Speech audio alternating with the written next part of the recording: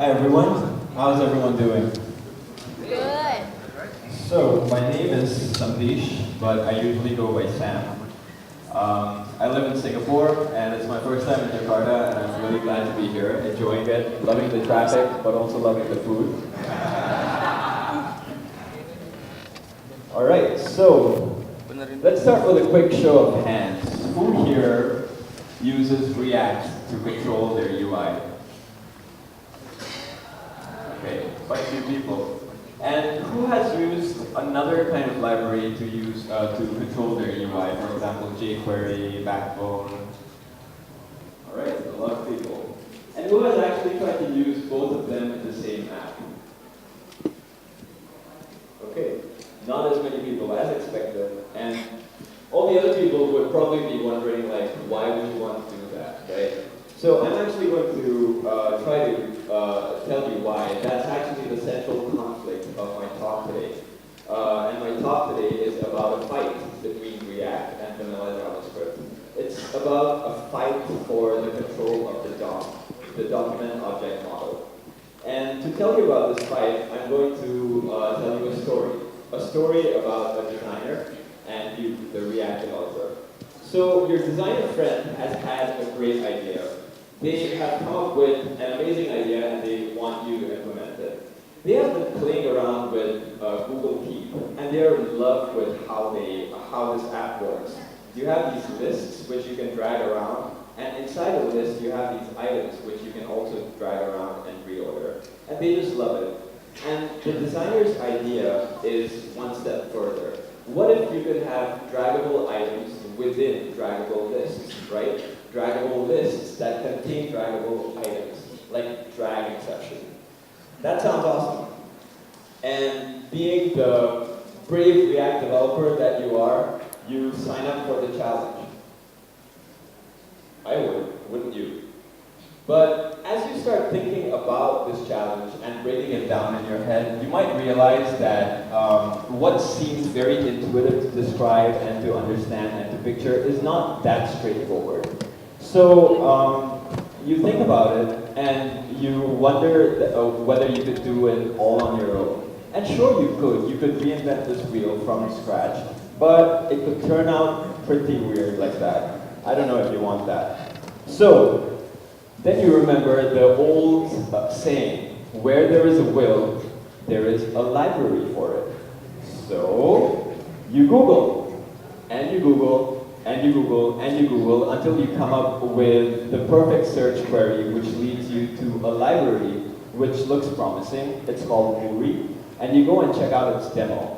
And in there you see what looks like lists and items, and you can drag the lists around, and you can drag the items around, and you can even drag items from list to list.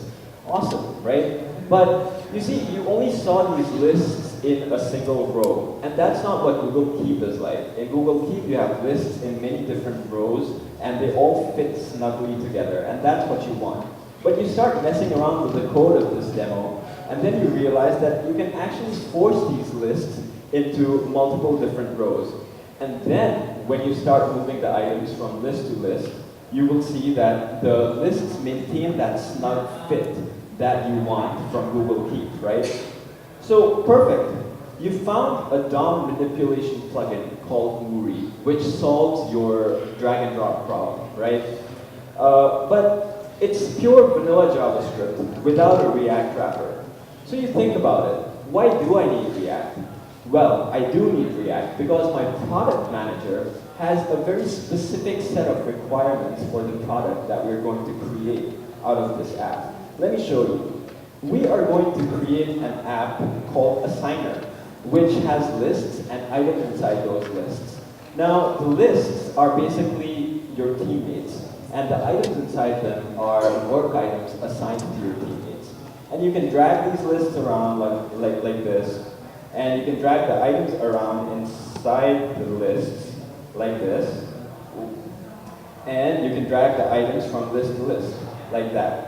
But your product manager wants to take this a step further, because sometimes you might want to make changes on different computers. For example, the worker, me, the engineer, might want to change the name of my work item, whereas my manager might want to I don't know, change my name for some reason, right? So if this is my manager's window, and here, if I want to change the name Elrond to, I don't know, the Hulk, it should appear everywhere on all the other instances of the app. It says Hulk here now, and here, right? And if me, the Hulk, wants to change this work item to Smash, right? It should appear everywhere else as well. So this is called real-time sync, and your product manager really wants this feature in your app. So for that, you need a single source of truth in the state which will drive the UI of your app. Is that right? So as a React developer, what do we choose? We choose Redux to be that single source of truth, right? That is why we need React in this app as well. But we also need Muri, the DOM manipulation plugin, to handle all the drag and drop for us. So you think about it, can this be made to work? And you figure that shouldn't be a problem, because after all, there's a whole page on integrating with DOM manipulation plugins in the React docs, right? So you figure, what could go wrong, right? So with that, you immediately start coding your app. And you figure that the first thing you need to do is to have a state which is very simple, and it reflects the nesting of draggable items within the draggable items. So here I've got a list array, which is an array. It contains list objects, and inside every list object there's an items array, right, which contains items. So over here we see that there's an items array nested within the lists array. And this is done very deliberately because we want to mirror the nesting of draggable items in the UI, right? And what this allows us to do is to basically have a very clean render method in our list component, right? So let me look for the render method, and inside here, you will see that all I need to do to render my items is basically to iterate over the items array by calling items.map. So the code is clean, and what do we get for it in terms of the UI? Well, in the UI, you can see that I have these draggable items, which are the list, and inside the lists, I have the draggable items, which are the work items, right? And this is also reflected in the markup. So if I select the list over here, you see that this list is list L2, and this list is list L4, and this is list L3, and all of them have this class on them, which is called Muri draggable item, right? So all of them are draggable items.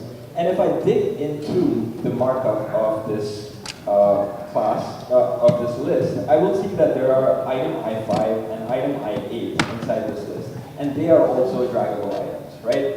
So, perfect.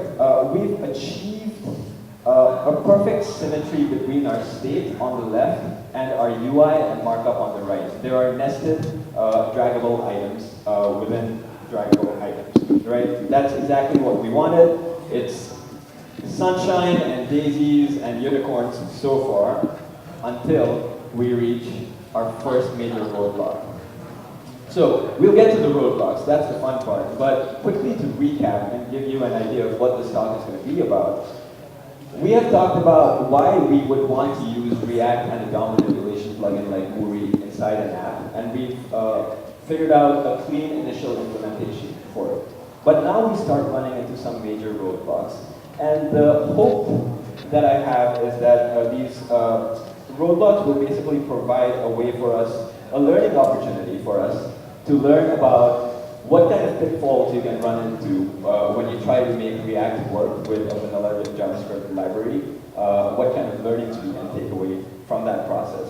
And as you can see, there's going to be a lot of live coding, there's going to be a lot of debugging into the DOM, a lot of drawing of timelines, and a little bit of fun theory. And that's also true for the second roadblock we'll talk about later. So, let's jump straight into the first roadblock. So I'm going to pull up a previous version of the app. In this version, we didn't have any of those names on the list, right? And as we, the React developer, were developing the app, we realized that something was going wrong. You see that the shadows are becoming darker. Let's look at item 5 and item 6 and see that the shadow is pretty light. But when I move item 5 below item 6, the shadow behind item 6 becomes rather dark. So what's going on? There's another item 5 behind there. So there's clearly some duplication of items going on around there, and does anyone know why that might be happening? Okay, no one knows, so we have to go and find out. So what do? The first thing we can do is to understand what our code actually is doing. So to do that, I'm going to jump right into a reducer we wrote. This is a reducer which takes the items from the state and it handles two Redux actions. One is drag item and one is drop item. Now, what does drag item do? It basically attaches the dragging equals true flag to the item that was dragged out, right? We dragged out item 5, so we applied the dragging equals true tag to it. And later on, when the item was dropped, we applied dragging equals false to that item.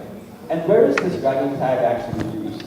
We use it in the list component. So here in the list, what we do is we use React Redux's match state to props method to pump in all the items that are relevant to that list into that list for rendering. But we don't pump in all of them. We filter that using this dragging tag. So if an item is being dragged, it won't be rendered as a list because it's not in the list anymore. And the moment the dragging flag turns from true to false means that the item has been dropped into the list. The filter kicks in again and causes the item to get rendered inside the list. So far so good, right? Now the next step we need to do is to actually debug the DOM itself. We know that there's something fishy going on inside the list, so I'm going to select the DOM node for the list over here. This is list L3, and I'm going to attach a breakpoint to this DOM element. I don't know how many of you have seen this, but this is a really cool feature that the Chrome DevTools has. You can attach breakpoints to DOM nodes. So any changes that happen inside the DOM node, you will be notified about it immediately. Alright, so I've got a breakpoint over here, this blue little circle. And with that, I'm going to start dragging item 5. And the moment I do that, the breakpoint catches. It's inside a file called React DOM. And we see that React is trying to remove a child from the list. And that makes sense because the moment the dragging started, we updated the dragging tag to make it true, which caused that item to be filtered out of that list. And so React is trying to remove it, right? And the node that React is trying to remove is an item I5 node with the movie draggable item class on it, right? That's what we expect. So I'm going to continue execution. And then I'm going to have the item basically be dragged around. Wherever I move my cursor, that's where my item is going to go. And all of this is actually being handled by Muri. So Muri is not only managing the position of my item 5 node, but it's also controlling the size of, for example, list 3 and list 4 and list 2, and all of the positions of the other items, and even the position of this one. You see it flying around and maintaining that snug fit that you wanted from Google Keep. So Muri is doing all this magic, and that's exactly why we needed it. Alright, so once the whole drag process is done, we are going to drop item 5 below item 6. Alright, and the moment I do it, another breakpoint catches. This time, it's in the Muri file. And we see that Muri is trying to append this element into the list. This is also as we expected because Muri was dragging this item and now it's dropping it and now it's appending it into the list. So I continue execution. And that's when something weird happens. Now a breakpoint has caught inside React DOM, and what React is trying to do is insert another element into the list. And this element is also an item 5 element. So why is React trying to insert an element which has already been inserted? And if you'll notice, the classes on this element are different. It's item and item I5, but there's no movie draggable item class on this. Alright, so these are some small clues that we have that will probably help us figure out what's actually going on. So now that we've done all this debugging, it would be really useful to plot all of this on a timeline. So, in the beginning, we had a DOM node, item 5, right? What that icon there is trying to tell us is that this DOM node was connected to Redux, which is why you have the Redux icon over there. It also has a draggability icon over there, which tells you that this DOM node was being controlled by Muri, right? When we started dragging the item, we shot off the drag item Redux action, which flips the dragging flag from false to true, which caused React to unmount this DOM node. With me so far? Awesome. Okay, I see some nodding heads. But at this point, something sneaky happens. So our DOM manipulation library, Muri, flies in and copies this node even before React unmounts it. And you see that this copy is not connected to Redux anymore, because to be connected to Redux, you have to be rendered by React, right? But this node is now being controlled only by Muri. And we saw how beautifully Muri actually managed the whole drag process. That part is awesome, right?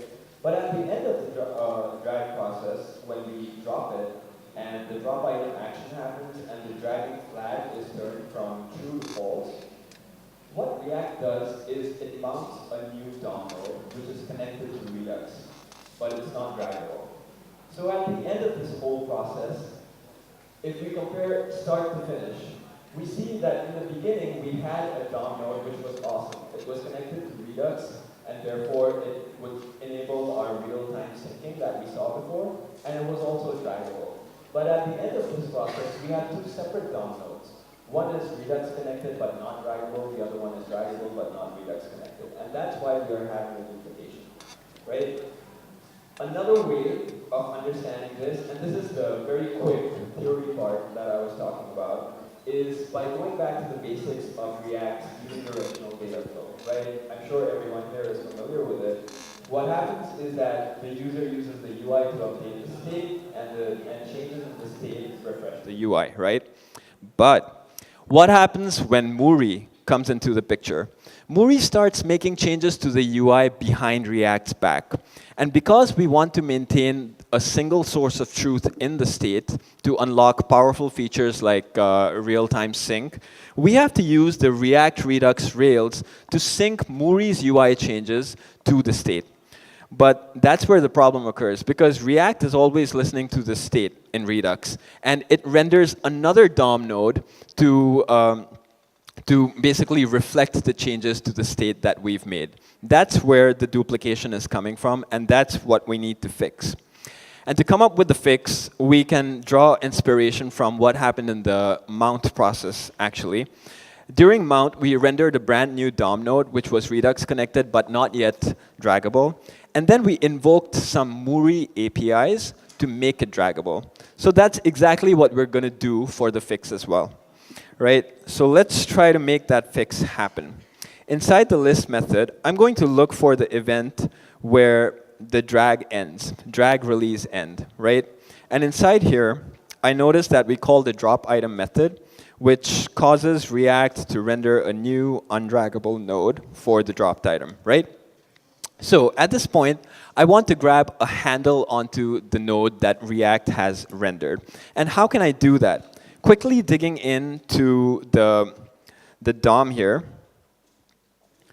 I'm going to remove the breakpoints that I applied before. There. And I'm going to continue execution and create that duplication. So we have two item 5s now. Now I'm going to find out how I can differentiate this item 5 from this item 5. And the difference is clear. One of them has a class called Muri draggable item, and the other one does not, right? So the one that does not was rendered by Redux. We saw while we were debugging the DOM, right? So we go back and we try to get a handle on that DOM node. And how we can do that is by saying that I want a DOM node which has the class item on it, but it does not have a specific class on it. And this class is Muri draggable item, right? So this DOM node is basically,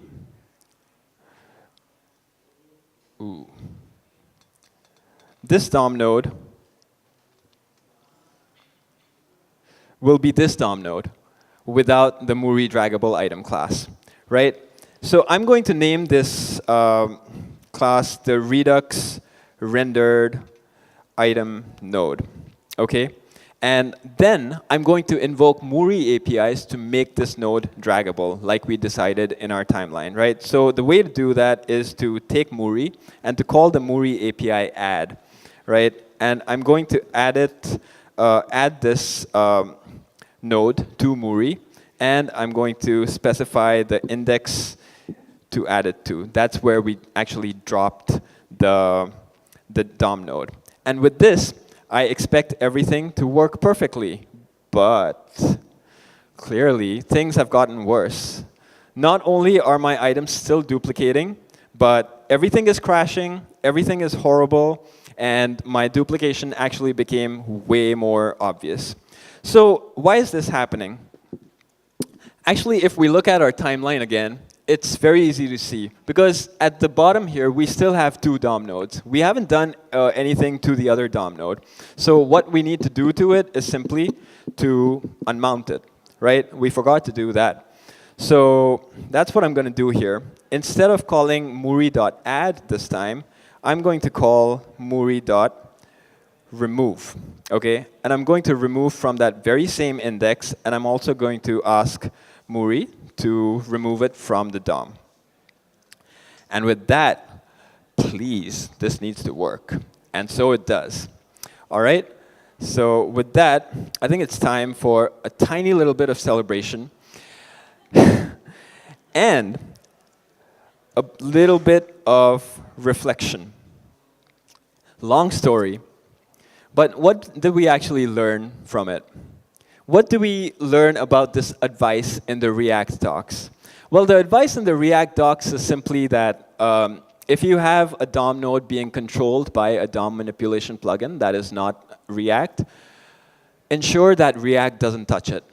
But sometimes you can't just ensure that, because, for example, in this case, I do want that item to be controlled by React as well, because I want React to always know the name of that item, so that if I change the name of that item, it gets reflected in all my other clients, right? So in such a case, how do you deal with such things? So in this case, we realized you need some amount of creativity, and you need to go back to the basics of React unidirectional data flow, right? You sync Muri's UI changes to the state, and then you try to come up with creative ways to fix the problem of React duplicating Muri's UI changes, right?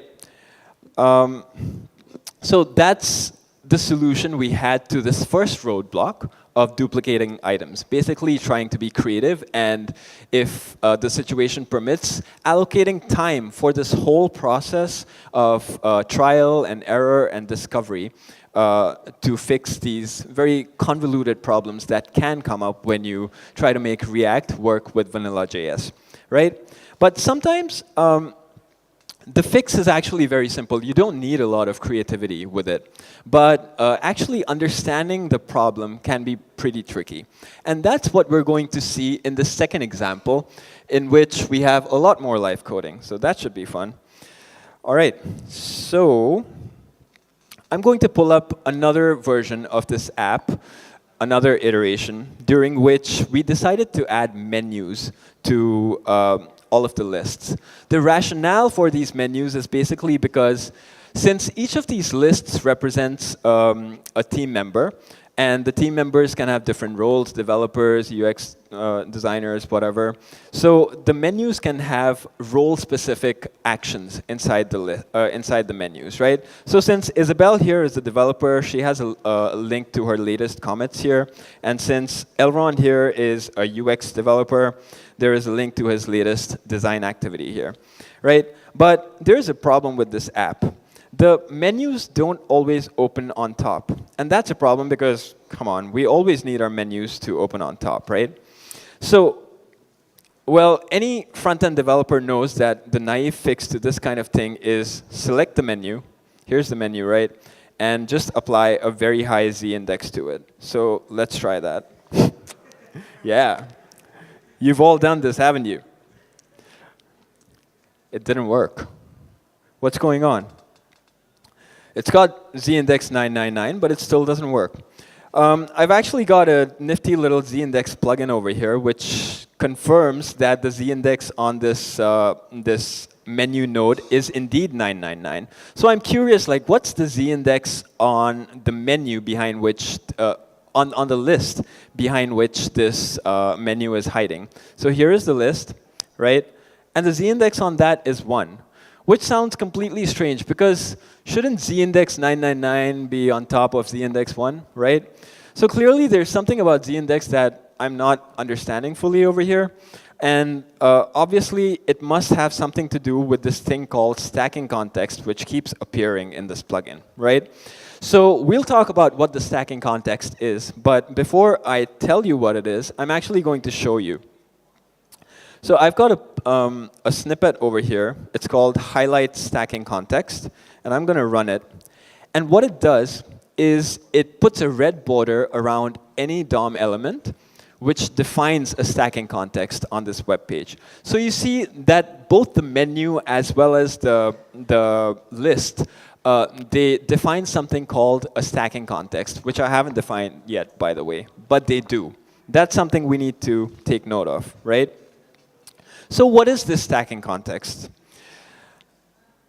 Before that, I'm going to go back to my z-index plugin over here, and I'm going to point it to my list and find out why is it creating the stacking context. And it's creating a stacking context because it has position absolute and z-index 1.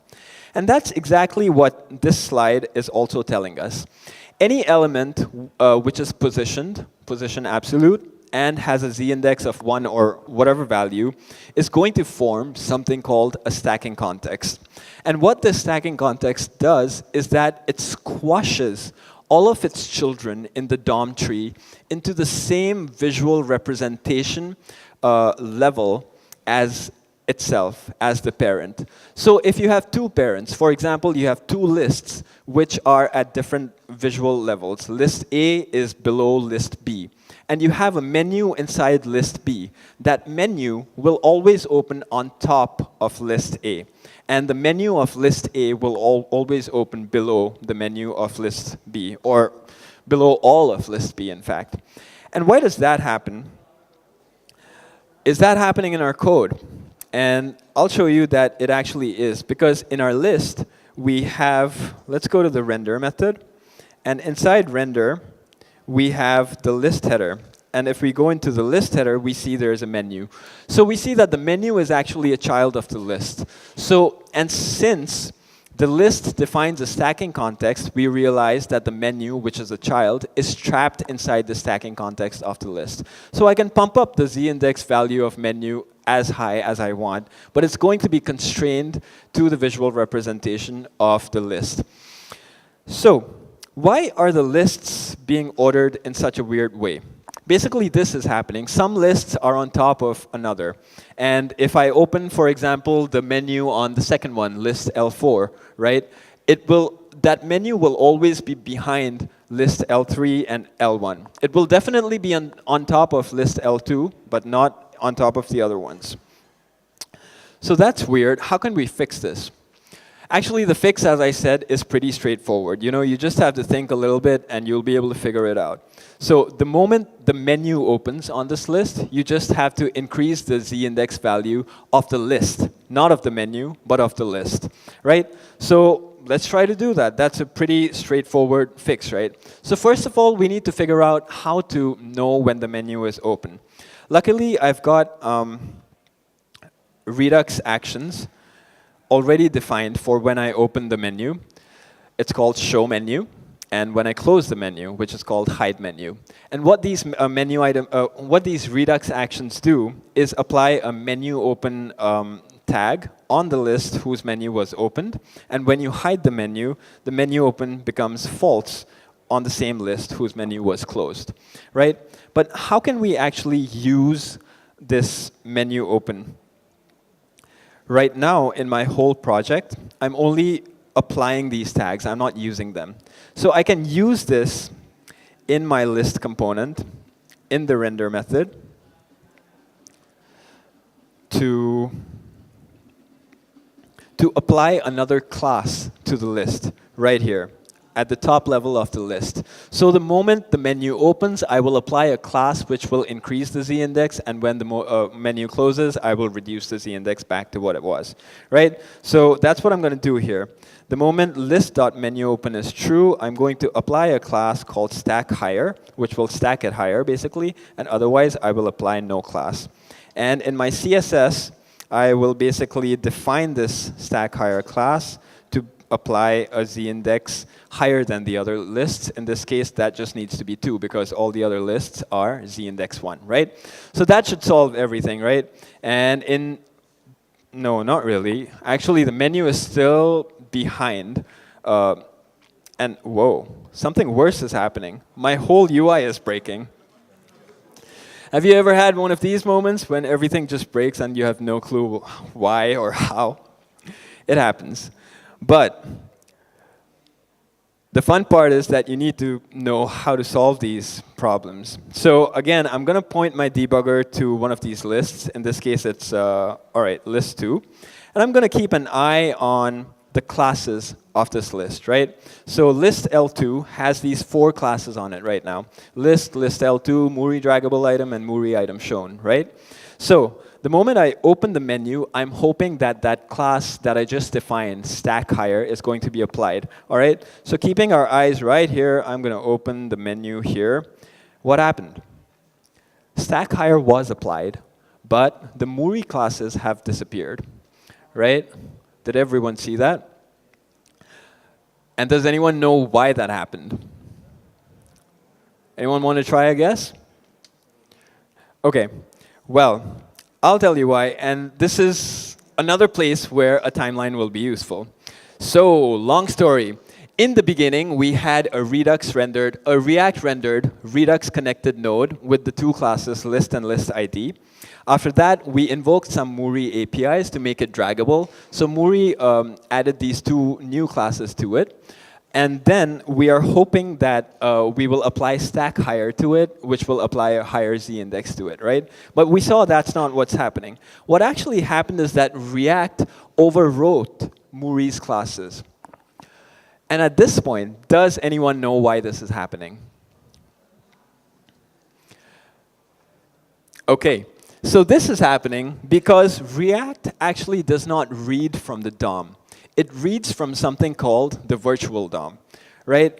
React maintains an internal representation of the DOM inside its memory, which is why React is so fast in making changes to the UI compared to all the other view engines that we can use, like Backbone or jQuery. And the reason is that it does not keep querying the DOM every time it needs to make a change. So it always refers to the virtual DOM. And in the virtual DOM, React remembered that this DOM node only had 2 classes, list and list ID. So when the time came for it to apply stackHigher to it, it just applied 3 classes to it, list ID, list, and stackHigher. So it completely forgot that, hey, Muri might have come in and applied more classes to it. That's why the whole UI broke, right? So now that we know that that's what's happening, how do we fix it?